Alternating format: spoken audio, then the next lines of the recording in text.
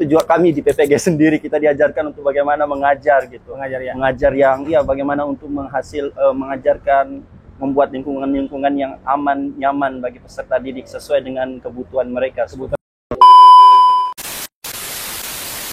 Mungkin ada yang pintar di bagian otak kanannya atau otak kirinya. Bagaimana pandangan Faizal melihat peserta didik yang sebenarnya berbeda-beda? Sebetulnya juga kalau mau dikatakan ya, ruang guru juga menjadi salah satu inspirasi besar saya gitu. Menjadi guru dan membangun yang namanya Akademi Harapan, mungkin kita akan bahas ke depannya seperti ya. Katanya Faizal sekarang sudah menjadi founder ya? Sudah menjadi founder, itu di mana dan bergerak di bidang apa pekerjaan itu? Andi Faizal SPD, selamat datang. Ya, terima kasih. Andi, saya panggilnya apa ya? Andi Faizal atau nama panggilannya siapa ya? Boleh panggil Faizal, Zal juga. Faizal atau Zal? Yes. Oke. Zal, sekarang gelar pendidikan terakhir ini sementara SPD ya? Betul? Iya, gelar pendidikan SPD, dan untuk mendapatkan gelar PPG lagi proses. Oh, sekarang sedang menempuh lagi gelar untuk mendapatkan profesi ya? Iya, GR. Ya. Oke. Faizal, bagaimana perjalanan karir Faizal ini tertarik menjadi guru dan kenapa? Oh ya, baik.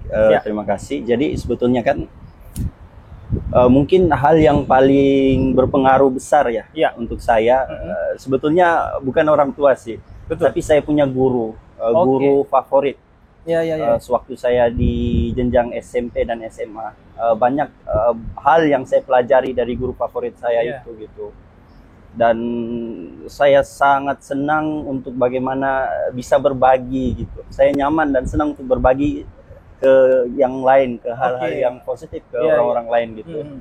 Itu juga menjadi salah satu bagian minat besar saya untuk menjadi guru, untuk menjadi seorang guru gitu. Ada pengaruh guru favorit saya, kemudian saya nyaman dan senang untuk berbagi juga sih. Kalau boleh tahu guru favoritnya itu siapa ya namanya? Oh ya, nah kebetulan sebetulnya kan saya pribadi itu dibesarkan di Malaysia ya. Ya dari SD, SMP, SMA itu saya dibesarkan di Malaysia. Berarti besarnya di Malaysia ya? Iya benar. And then saya punya guru namanya Cigu, Cigu Osman ya. Cigu Osman.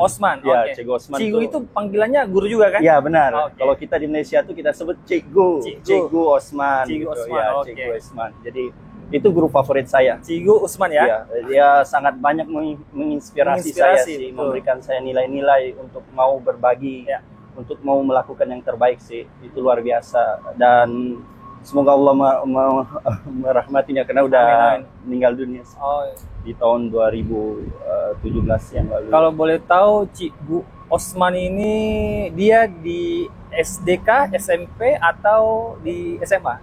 Di jenjang SMP SMA. Satu sekolah itu ya? Iya, di SMA tuh SMP SMA tuh kita di satu sekolah. Satu sekolah yang sama ya. Faizal, kalau boleh tahu latar belakang orang tua emang guru juga kah ataukah apa sehingga Faizal juga mau menjadi guru selain motivasi dari guru tadi? Kalau latar belakang orang tua, saya memang orang tua perantau ya. Perantau. Perantau. Jadi untuk guru sendiri, kalau saya dari orang tua ibu dan ayah saya bukan dari latar belakang guru sih. Tapi kalau keluarga-keluarga lain ya banyak. Saya punya banyak sepupu yang juga guru. Om saya juga yang mantan kepala sekolah. Kemudian saya punya sepupu juga yang mantan kepala sekolah juga. Berarti memang latar belakang orang tua bukan backgroundnya guru ya? Yes. Iya. Faizal, boleh dong ceritakan sedikit pengalaman karirnya mulai dari SD sampai sekarang ini sudah sampai apa aja yang sudah tercapai? Baik, berarti perjalanan itu ya hingga saat ini ya. Yang seperti saya sudah sampaikan sebelumnya kan, saya memang besar dan saya sangat bersyukur sih. Saya sangat bersyukur dan beruntung bisa melihat pengalaman-pengalaman gitu. Saya bertumbuh dan berkembang di Malaysia gitu. Dari SD, SMP, SMA tuh dan saya kenal guru-gurunya. Bagaimana guru-guru, kualitas guru-guru di Malaysia itu gitu. Bahkan guru saya pribadi, Cigu Osman sendiri itu dia istilahnya itu apa, alumni dari luar negeri gitu. Oh gitu. Ya, gitu. Ya. So mereka banyak memberikan kami inspirasi dan semangat gitu. Dan saya pribadi bisa membuatkan semacam refleksi perbandingan ketika saya bertumbuh dan berkembang di Malaysia itu dengan ketika saya berada di Indonesia ini. Ya. Sehingga sangat banyak refleksi yang sebetulnya butuh untuk dikembangkan. Dikembangkan untuk sama-sama bagaimana harapan kita untuk benar-benar bisa mewujudkan pendidikan yang baik, yang berkualitas gitu kan. Ya. Begitu juga kami di PPG sendiri, kita diajarkan untuk bagaimana mengajar gitu. Mengajar yang bagaimana untuk mengajarkan, membuat lingkungan yang aman, nyaman bagi peserta didik sesuai dengan kebutuhan mereka. Kebutuhan zaman tentunya juga. Yes, Mbak. Dalam mengajar itu pastinya kan bagaimana ya memandang, tentu kan setiap peserta beda-beda potensinya ya. Iya, benar. Dari pandangannya Faizal, bagaimana kira-kira guru ini melihat dan menerapkan pengajarannya kepada siswa-siswanya yang sebenarnya juga potensinya kan beda-beda. Iya, benar. Mungkin ada yang pintar di bagian otak kanannya atau otak kirinya. Bagaimana pandangan Faizal melihat peserta didik yang sebenarnya berbeda-beda? Iya, baik. Ini luar biasa ya pertanyaannya. Sebetulnya hal ini yang kita bahas sebetulnya ketika saya masuk di program studi pendidikan guru ini di PPG, pendidikan profesi guru ini, saya banyak banget belajar banyak hal sih terkait pedagogi itu, bagaimana mengajar gitu. Bagaimana kesiapan kita dalam mengajar. Betul. Jadi untuk karakteristik peserta didiknya yang kita ajar tuh kita harus dalami dan pahami gitu. Kita belajar bagaimana gaya belajar peserta didiknya seperti apa. Itu ada asesmen kayak asesmen diagnostik gitu. Melihat kemampuan awal gitu, kebutuhan, minat peserta didik kita sebagai guru tuh benar-benar berfokus dan berpusat kepada peserta didik kita untuk benar-benar mengarahkan, membawa mereka untuk bisa mencapai potensi yang maksimal gitu.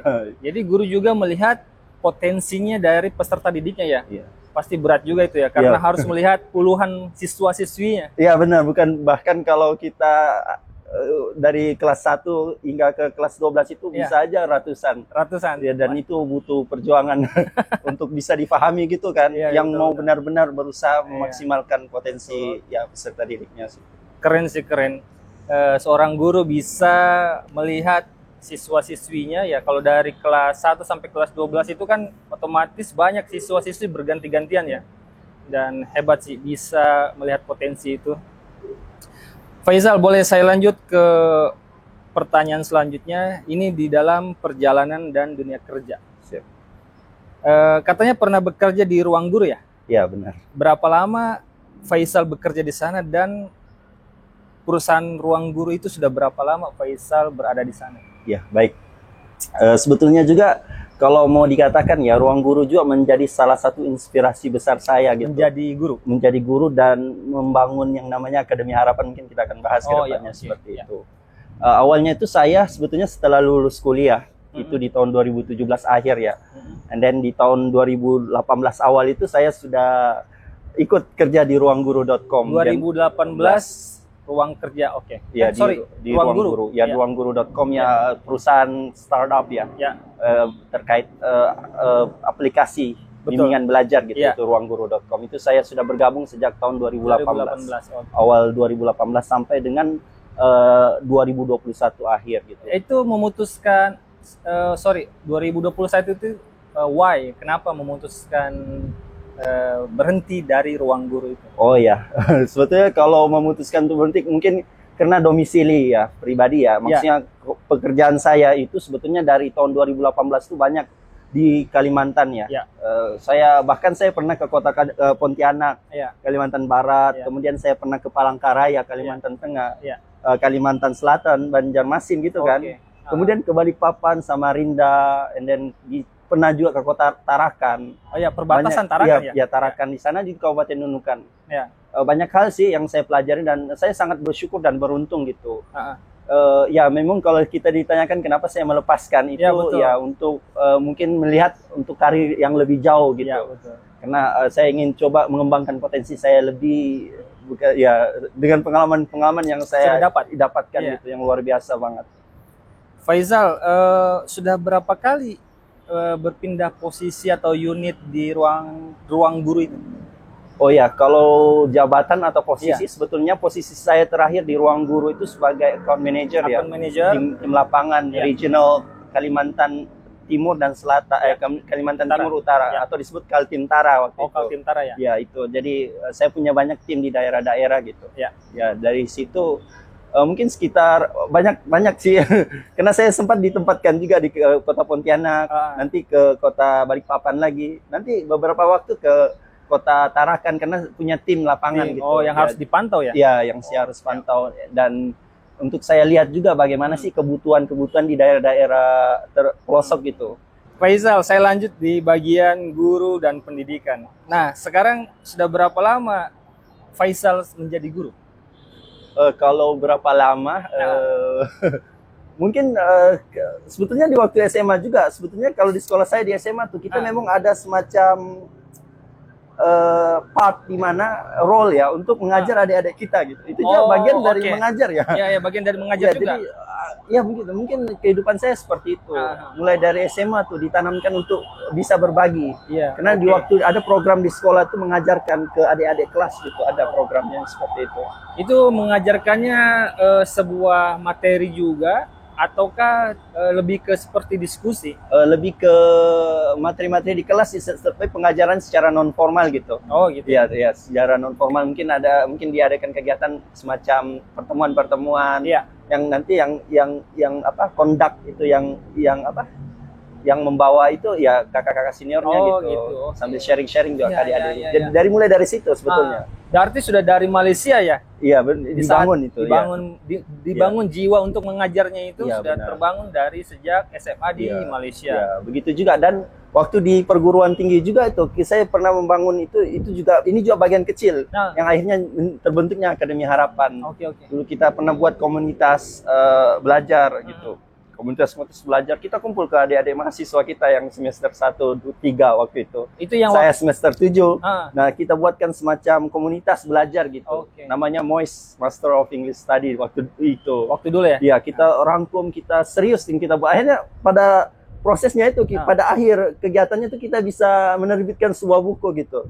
Dari hasil belajar-belajar itu. Jadi itu juga bagian yang part yang membuat saya bisa bertumbuh sih, banyak pembelajaran yang bisa saya dapatkan. Kalau dilihat dari jam terbangnya Faisal, sudah mengajar di beberapa tempat, kira-kira di mana-mana aja udah mengajar? Kalau SD, SMP, SMA? Lebih ke maksudnya mengajar di jenjang. Iya, di jenjangnya. Ataukah mungkin di komunitas pun, mungkin ya komunitas apapun itu?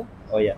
Kalau mengajar, alhamdulillah tuh saya sudah punya pengalaman sih ngajar secara non formal di berbagai jenjang ya. Apalagi kalau waktu itu juga saya di waktu kuliah, saya juga seorang instruktur gitu ya. Ada seorang instruktur juga, jadi saya senang juga ngikuti kegiatan adik-adik kuliah, kegiatan organisasi dan seterusnya. Begitu juga waktu saya kerja di ruang guru gitu. Banyak saya juga diberikan semacam job untuk bisa menyampaikan materi-materi ke guru-guru yang di pedalaman terkait bagaimana meningkatkan kemampuan penggunaan teknologi seperti itu dan seterusnya. Kalau di jenjang kita di Indonesia, di SD, SMP, SMA, Faisal mengajar juga? Iya, sempat saya mengajar, tapi bukan mengajar secara formal ya. Karena saya nggak pernah masuk di data Dapodik sebetulnya. Oh gitu. Ya, secara non formal, salah satunya di ruangguru.com ya. Anak-anak bimbel, les, dan seterusnya. Ngajar-ngajar secara non formal gitu. Siap. Faisal, saya mau menarik lagi tentang kisah inspiratif dan peluang karir. Katanya Faisal sekarang sudah menjadi founder ya? Sudah menjadi founder itu di mana dan bergerak di bidang apa pekerjaan itu? Ya sebetulnya saya founder dari Akademi Harapan. Jadi Akademi Harapan ini sebuah bimbingan lembaga lah, lembaga bimbingan belajar non formal gitu. Yang kita sebetulnya inisiasinya sudah lama sejak waktu saya kuliah itu. Tapi cuma gambaran konsep besarnya itu lahir di 2023. Untuk legalitasnya dan seterusnya. Mengajar di komunitas itu ya? Iya, itu sudah ada. Kita aktif mengajar bimbel-bimbel, ngajar-ngajar ke teman-teman, ke adik-adik kelas yang lain dan seterusnya gitu. Akhirnya di itu kita coba bentuk yang namanya Akademi Harapan. Sebetulnya kata Akademi Harapan ini juga sangat saya kira itu refleksi yang sangat panjang menurut saya. Banyaknya inspirasi yang saya dapatkan, yang saya ceritakan di awal tadi dari SD, SMP, SMA gitu, berkuliah, bersekolah, dibesarkan di Malaysia. Kemudian apa yang saya dapatkan selama saya kuliah di Bone, kemudian bekerja di ruangguru.com. Jadi itu kepikiran untuk bentuk namanya Akademi Harapan. Sebetulnya harapan itu menurut saya sebuah harapan itu kan semacam keyakinan optimis gitu. Kemudian tindakan-tindakan yang positif, optimis dan positif itu akan melahirkan harapan. Betul, gitu. Itu juga harapan saya, karena saya juga waktu sekolah begitu kan. Saya merasa bahwa saya dibesarkan dengan harapan orang-orang gitu. Akhirnya saya mau juga untuk saya juga punya harapan gitu untuk saya bisa berbagi juga gitu. Itu sih. Bahkan kalau kita belajar itu, kalau belajar beberapa hadis gitu ya, saya senang bahas terkait harapan ini gitu. Kayak ada hadisnya. Ya ibna Adam innaka ma da'autani wa rajautani ghafartu lak walau bali ya ibna Adam. Wahai anak Adam, selama engkau berdoa dan berharap kepadaku gitu kan. Walaupun dosamu setinggi langit and then walaupun dosamu sepenuh bumi, aku akan ampuni gitu kan. Selama kita berdoa, berusaha kembali kepada Allah, itu harapan. Bahkan di hadis lain juga saya senang sekali gitu. Bahkan saya hafal gitu. Kalau di hadis Nabi kan ketika disampaikan ketika kalian meminta surga, apa kata Nabi, maka mintalah surga Firdaus gitu. Berharaplah, bercita-citalah tinggi gitu. Karena surga Firdaus itu surga paling tinggi gitu. Itu yang diajarkan di agama kita gitu. Dan itu sangat positif. Saya melihat anak-anak sekarang itu bagaimana penyimpangan-penyimpangan sosial itu refleksi saya juga. Bagaimana kayak pergaulan bebas gitu. Mungkin narkoba dan seterusnya, tawuran dan sebagainya. Apalagi di era digital gitu. Banyak sekali tantangannya. Kayak misalnya paparan konten-konten yang negatif kayak pornografi mungkin bullying dan judi online dan seterusnya. Sangat banyak sih tantangannya, sehingga memang betul-betul siap untuk sekarang guru-guru tuh memang sudah harus kita barang berpikir untuk bagaimana begitu. Itu sih dari kami harapan itu, karena saya selalu percaya bahwa kita tidak bisa memberikan apa yang kita tidak miliki, itu sih. Kalau saya miliki ini saya bisa berikan langsung. Tapi kalau kita tidak memiliki semangat gitu, memiliki harapan, dedikasi atau semangat lah gitu, semangat juang, bagaimana coba kita mau memberikan gitu, hal-hal yang abstrak gitu loh. Itu sih jadi salah satu juga kita punya paham gitu. Sorry, tadi berdirinya sejak tahun berapa ya? Kalau secara legalitas itu kita di 2023. 2023. Kita sudah siapkan dia punya NIB dan seterusnya itu di 2023. Tapi sebelumnya memang sudah ada konsepnya tapi dengan nama lain kayak komunitas Mois tadi itu. Sebelumnya konsepnya kan udah ada ya. Cuman terbangun ide legalnya itu di tahun 2023 ya. Berarti sampai sekarang masih berjalan. Iya, alhamdulillah. Jadi udah 2 tahun lebih ya? Iya. 2 tahun lebih. Apa yang membuat Faisal tertarik membangun Akademi Harapan ini? Why? Maksudnya kenapa? Kan sudah ada pendidikan, sudah ada kelas SMP, SMA juga. Kenapa? Apa yang membuat Faisal tertarik membangun Akademi Harapannya? Sudah luar biasa ya pertanyaannya ya. Sebetulnya itu kembali ke visi Akademi Harapan sebetulnya.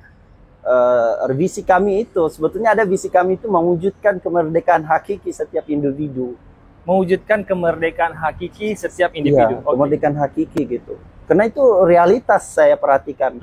Kalau di Indonesia Raya kita sebutkan bangunlah jiwanya gitu. Bangunlah dari jiwanya gitu loh. Itu sih. Dari situ sih yang menggerakkan, yang memotivasi saya untuk sesuai yang saya refleksikan yang tadi, penyimpangan sosial, tantangan-tantangan era digital, kemudian bagaimana perkembangan perjalanan itu, sehingga itu Akademi Harapan.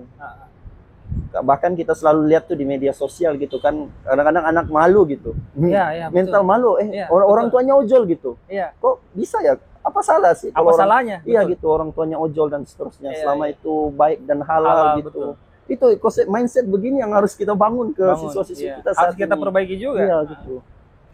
Itu sih kekhawatiran yang seperti itu sih. Di dalam Akademi Harapan itu berisi apa ya? Apakah tentang dunia pendidikan ataukah beragam di dalamnya? Oh ya, jadi kalau di Akademi Harapan sendiri itu kita punya lembaga ya, dan di dalam lembaga itu ada beberapa kelas yang kita siapkan. Lembaga bimbel itu pertama kita ada Hero English. Hero English ini lebih ke anak-anak atau peserta didik, siswa-siswa yang ingin belajar bahasa Inggris, meningkatkan kompetensinya, bisa mengambil kelas Hero English. Hero English itu ada dari jenjang SD, SMP, SMA, bahkan persiapan untuk masuk ke perguruan tinggi, bahkan untuk yang sudah lulus gitu, yang jadi karyawan juga ada kelasnya di kami. Tapi yang saat ini yang banyak itu, yang populer itu di kelas SD. Anak-anak SD sama SMP sih di lembaga kami. Itu mereka ngambil apa ya? Hero English? Yes, Hero English. Selain itu di Hero English juga di Akademi Harapan kita ada matematika super seru. Ini kelas untuk belajar matematika. Itu ada kelas-kelasnya. Itu kita kalangannya siapkan. Kalangan SD, SMP atau semua jenjang ada? Iya semua, karena kita buka kelas privat gitu, bisa ke rumah ke rumah. And then siswa aja bisa memilih gurunya gitu. Kita siapkan, ini guru cocok nggak, kalau mau ya silakan coba dulu. 2 kali pertemuan lihat bagaimana. Itu ini coba kita jalankan. Yang pernah juga kita datangkan seperti itu. Kita langsung datangkan ke rumah dan seterusnya. Boleh di-spill nggak, kan selain ada Hero English, matematika super, apalagi? Kemudian terakhir tuh kita punya yang ini, ada yang namanya kelas Al-Quran gitu. Kelas macam belajar Al-Quran untuk anak-anak, kan orang tua yang sulit untuk menemukan guru ngaji gitu. Kita coba fasilitasi mereka gitu. Berarti ini nanti seperti free pet juga ya? Iya benar. Guru ngajinya datang ke rumah ya ketika dipanggil gitu. Tapi so far itu lebih banyak datang ke rumah sih. Kalau yang di luar, kecuali yang Hero English itu kita menyiapkan tempat itu. Ada juga online-nya. Ada juga online-nya, tapi ada juga yang seperti masuk ke ruangan kelas. Iya, offline-nya. Ada offline-nya juga, ya, muka di gitu ya. Bone ya. Oh, di Bone. Ya, di Bone saya. By the way, ini Akademi Harapannya udah ada di mana ya? Udah ada di beberapa kota. Enggak sih. Sebelum ini semoga lah ke depannya bisa ini. Untuk saat ini di Kabupaten Bone sih, tempat orang tua saya di kampung saya itu di Kabupaten Bone. Semoga nanti kita kembang ya. Kembang beberapa kota adalah. Makassar dan lain-lain. Semoga ke depannya bisa bersaing dengan startup yang sudah ada juga. Keren. Insyaallah. Keren. Siap. Dan inspirasi seperti Andi Faisal ini saya rasa perlu ditahu banyak orang juga agar membangun motivasinya mereka semua, motivasi kita semua. Andi Faisal, saya sekarang mau lanjut ke Andi Faisal. Sekarang kuliah di mana ya? Sekarang kan melanjutkan studi lagi ya? Iya, siap. Setelah S1 lanjut lagi studi kemana? Oh ya, sekarang saya sedang mengikuti pendidikan profesi guru ya. Profesi guru yang disingkat PPG gitu. Untuk mendapatkan gelar guru profesional atau GR ya. GR bukan sorry, itu nanti GR-nya ada di belakang nama atau di depannya? Di belakang gelar SPD-nya. Berarti SPD baru GR ya. Sesuai ini. Ya, sekarang saat ini saya berkuliah di Universitas Islam Makassar ya. Ya. Seperti yang di Universitas Islam seperti Makassar. bajunya ya. LPTK saya Kementerian Pendidikan tempatkan di LPTK Universitas Islam Makassar. Oh gitu ya. Sorry, itu Andi Faisal sendiri yang memilih atau memang sudah ada penempatannya? Oh ya, kalau seleksi tetap ada seleksi ya. Kita ikuti proses seleksi yang setelah disiapkan oleh Kementerian. Beberapa banyak seleksi sih untuk masuk, untuk untuk bisa belajar aja, untuk bisa gabung PPG ini ada beberapa seleksi gitu. Dan akhirnya diloloskan dan di pemerintah yang siapkan di kuliah di mana gitu. Ternyata salah satu kampusnya itu yang saat ini di Universitas Islam Makassar. Sorry, maksud saya pada saat sama nggak seperti ketika kita memilih kuliah, seleksi kuliah gitu ya, kan kita bisa memilih kampus mana, kampus 1, kampus 2 gitu. Kalau PPG gitu juga nggak ya? Tidak, dia ditentukan. Oh, dia ditentukan ya. Soalnya ini kan program beasiswa ya.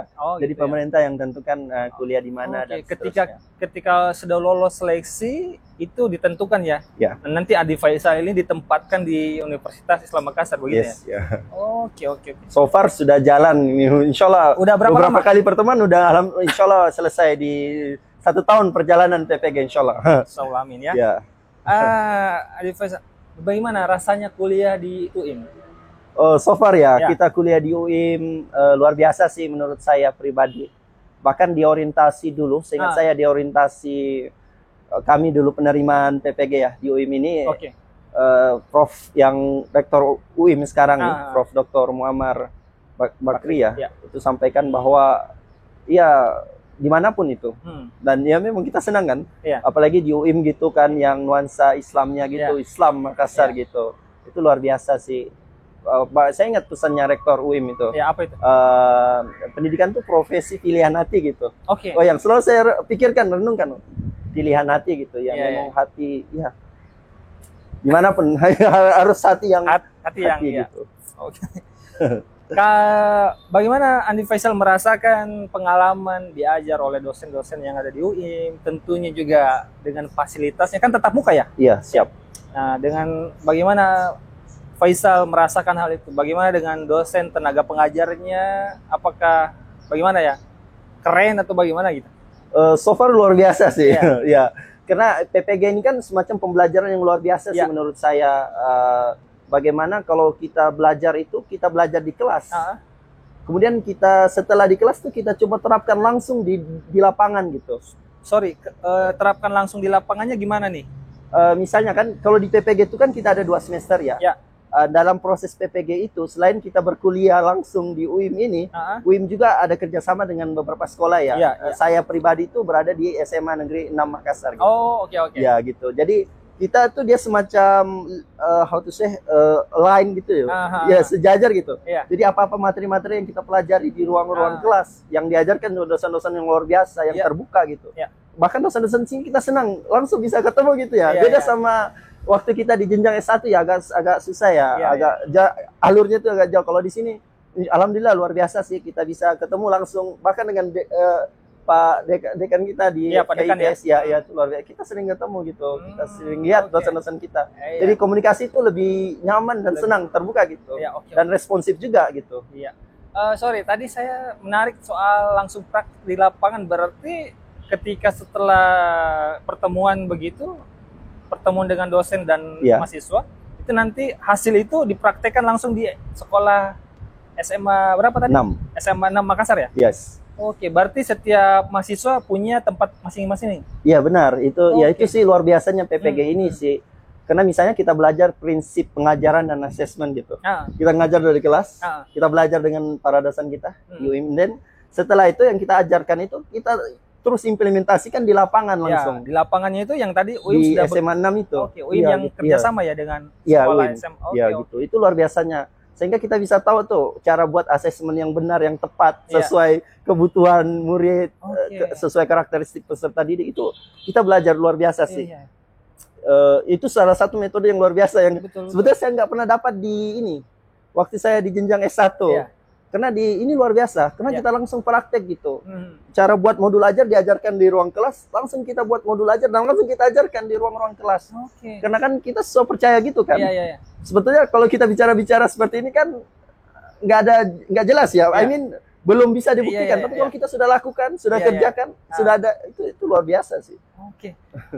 Kalau boleh tahu, Andi Faisal kan mengajarnya ke SMA, mungkin seperti magang mungkin ya. Kurang lebih gambarnya seperti itu ya.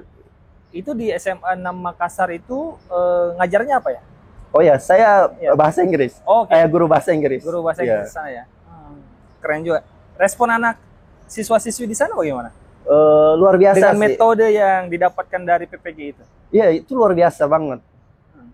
Walaupun sebetulnya kita banyak perbedaannya dengan waktu zaman kita mungkin kita kuliah belajar SMA dengan anak-anak sekarang. Anak-anak sekarang itu kan luar biasa ya. Kan anak-anak sekarang itu kan bisa apa dia mau pelajari bisa. Ya, kapan mau dipelajari, apa aja, bagaimana, itu kan bisa diakses kan. Mudah sekali diakses anak-anak sekarang ini. Cumannya itu kenapa kalau kita belajar ada namanya pembelajaran di PPG itu pembelajaran sosial emosional gitu. Ya ini kompetensi sosial emosional itu yang kita sebetulnya kita harus bangun di era digital. Itu yang kita pelajari.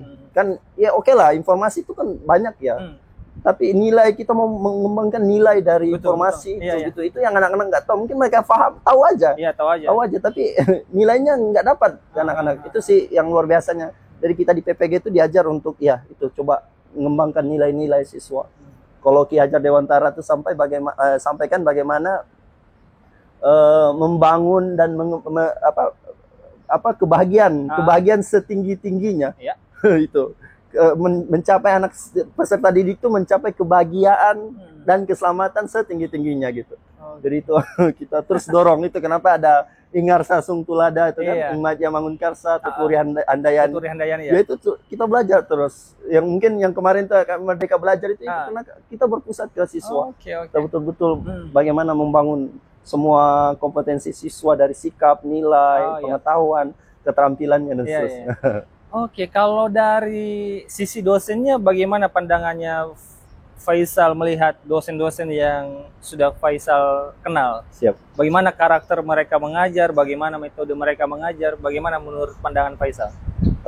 Kalau saya first insight ya, maksudnya awalnya tuh saya mengira pembelajaran mungkin sama ya dengan perguruan waktu kita di S1 gitu ya. Ternyata berbeda sih. Dosen-dosen kita khusus di UM ini, Universitas Islam Makassar nih, saya melihat kita terbuka lah, istilah bisa menerima feedback, dan kita bisa reflektif gitu. Proses belajarnya itu luar biasa. Jadi ketika memang ada tugas, kita bahas tuh tugas. Apakah tugasnya mau seperti ini, bagaimana? Apa kebutuhan kami, bagaimana? Kembali lagi ke dosennya seperti apa? Itu rata-rata dosen yang seperti itu yang kami temukan. Dan diskusi interaktif itu berjalan ya? Yes. Selain dari dosennya, bagaimana pandangan Faisal melihat dari segi fasilitasnya di UIM? Apakah memadai ataukah ada hal-hal yang masih perlu dikembangkan? Silakan.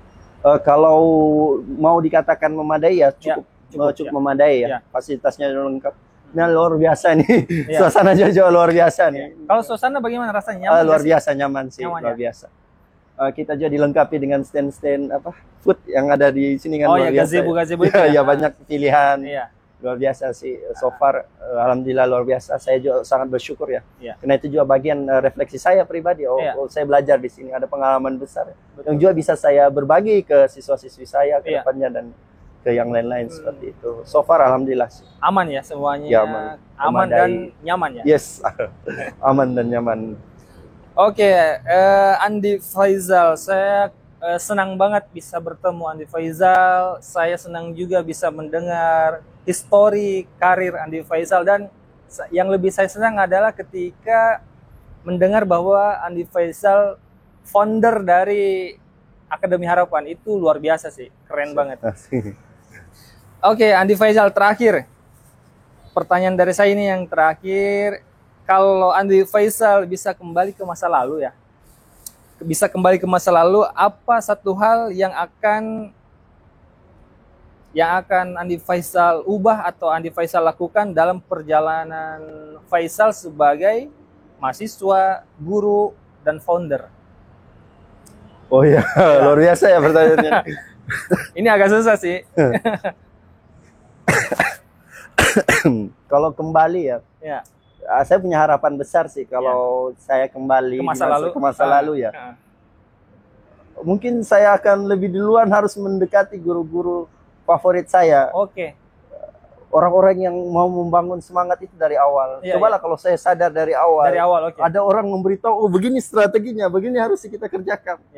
Waktu kita di SD udah diberitahu dengan jelas, sudah dibimbing, dirangkul dengan baik pemahaman-pemahaman seperti ini.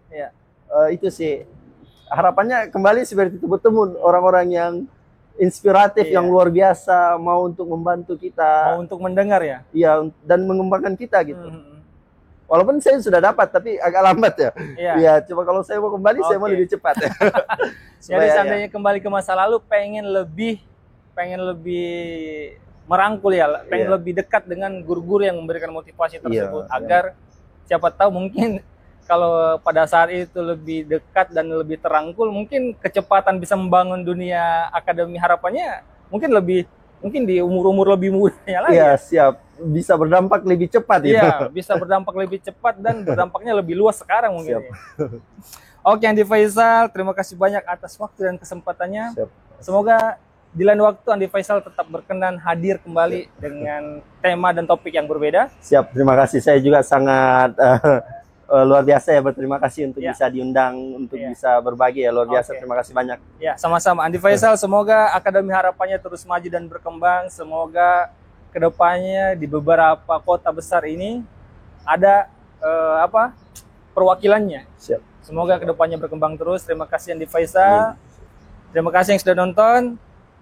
Assalamualaikum warahmatullahi wabarakatuh. Warahmatullahi wabarakatuh.